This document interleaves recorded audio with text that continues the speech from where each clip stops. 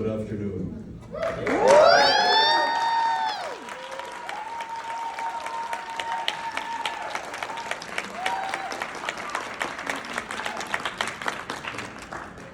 I know that I spoiled things for you yesterday, but I'm gonna keep you waiting a while longer at least. Let me tell you a bit about this blind man that's talking to you right now and why he's standing here. I was born into a lower middle class family in the Dominican Republic. I lost my vision when I was 2 years old from meningitis. It's a respiratory infection that if it attacks your brain, it can either kill you or leave you without one of your senses. I was lucky to have even survived at that age because I know some adults have passed away from it. I had a very normal childhood.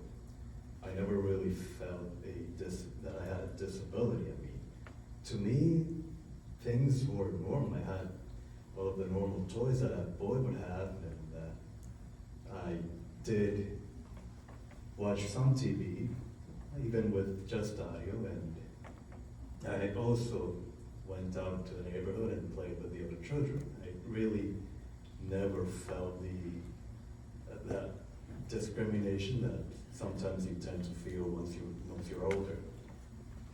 You know, my mother took the brunt of that. When I was 5 years old and we were trying to get me enrolled into a private bilingual school, the person in charge of admissions said that there is no way that this blind boy can learn English. And I think we can all see the irony here, even a blind man.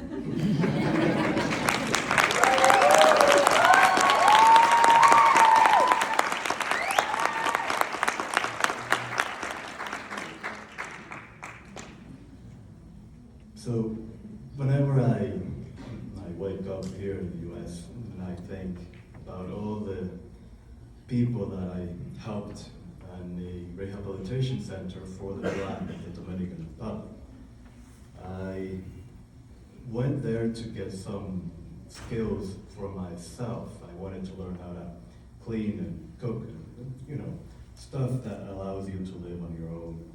But I ended up having to help them with technology. I had to help some of the adults who were recently blind and couldn't read Braille. I had to even got to teach English for a little while. So I'm here because I want to break that ground that no one else is willing to break. Either because we don't have the opportunity as blind people from a poor country.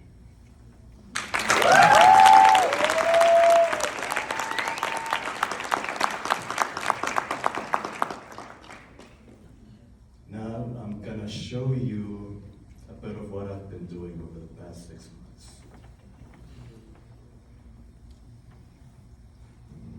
Yeah.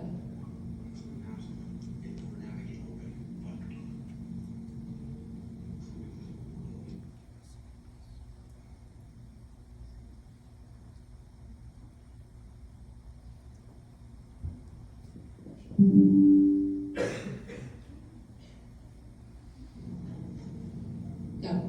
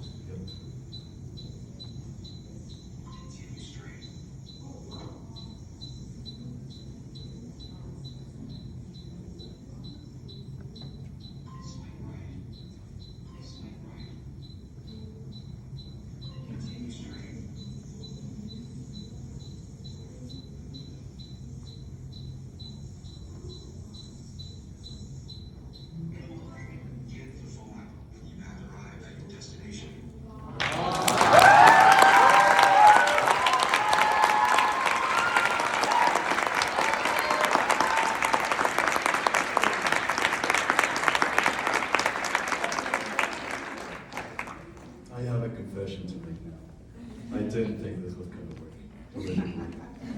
He's so proud of you!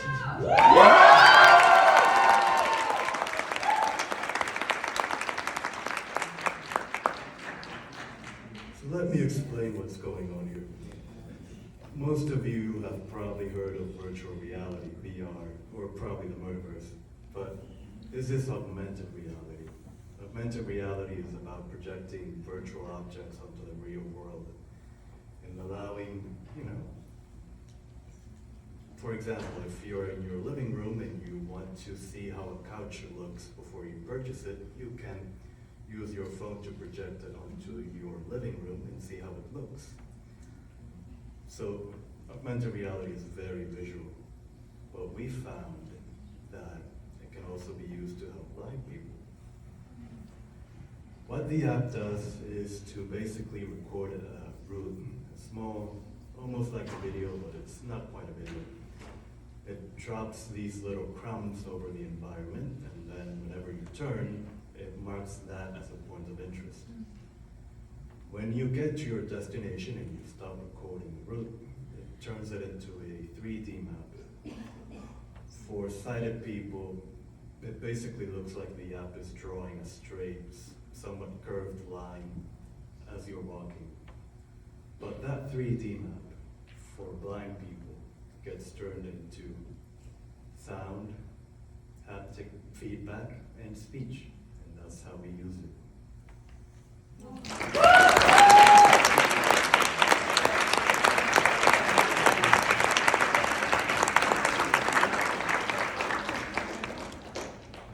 Now, when I came to the US, I didn't think of this. The Community Impact Project was somewhat of a surprise since I didn't really read about that on the brochure. No one told me I needed to have this project or this job.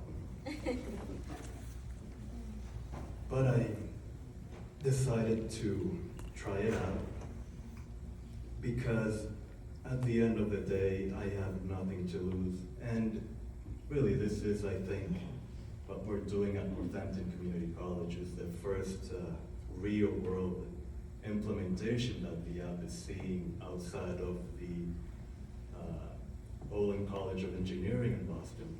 I think that's really what the point of this is, to really test the technology and let it mature and see what challenges we can find.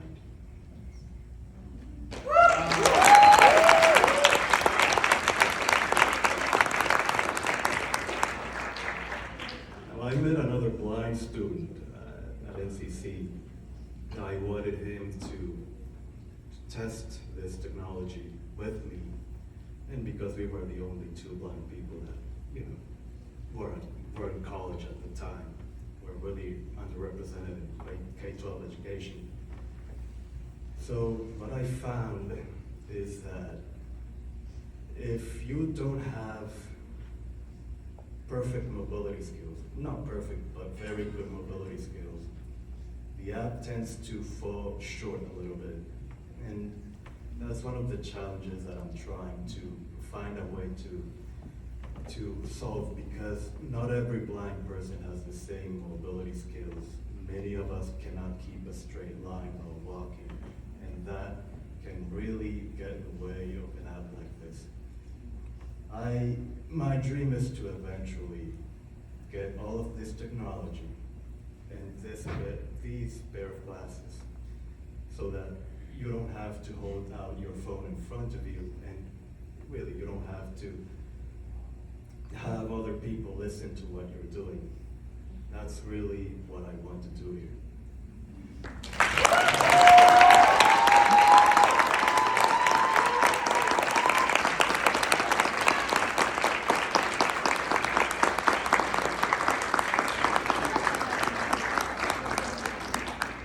So I know you're going to have a lot of questions, and I'm more than happy to answer any questions that you might have.